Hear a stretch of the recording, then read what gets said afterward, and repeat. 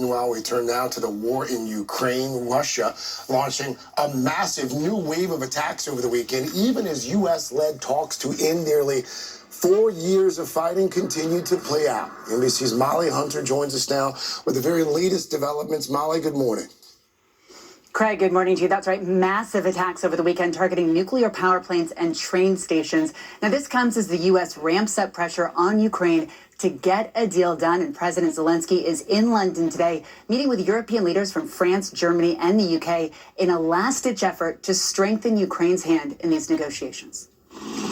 Overnight, Russian drones pounded the northeastern region of Sumy, injuring at least 7 people, according to officials, as emergency workers battled the blaze, evacuating civilians from this apartment building. As the massive Russian attacks keep coming, President Trump told reporters Ukrainian President Zelensky isn't ready to sign the U.S.-authored peace proposal. I'm a little bit disappointed that President Zelensky hasn't yet read the proposal. That was as of a few hours ago.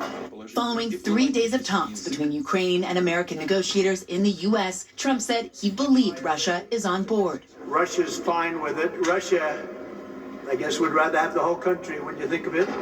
But Russia is, I believe, fine with it. But I'm not sure that Zelensky is fine with it.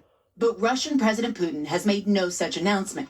Zelensky saying in his nightly address he expects information about everything that was said by Steve Witkoff and Jared Kushner when they met with Putin in Moscow last week. Adding he'd spoken to Trump's envoy and son-in-law over the weekend, calling it a constructive conversation, though not an easy one. The American president wants a deal and is tiring of the shuttle diplomacy, his eldest son taking questions in Doha this weekend. But is your hunch that President Trump is going to walk away? I think he may. What's good about my father and what's unique about my father is you don't know what he's going to do. But as Russian attacks target key infrastructure, for Ukrainians facing a fourth Christmas plunged into freezing darkness, a dignified deal that ends the fighting without a full capitulation to Russian demands can't come soon enough. Now, over the weekend, we also heard from the outgoing American envoy to Ukraine, Keith Kellogg, who said they were in the last 10 yards of this process, so close, but he said there were 2 outstanding issues. Outgoing American envoy to demands can't come soon enough.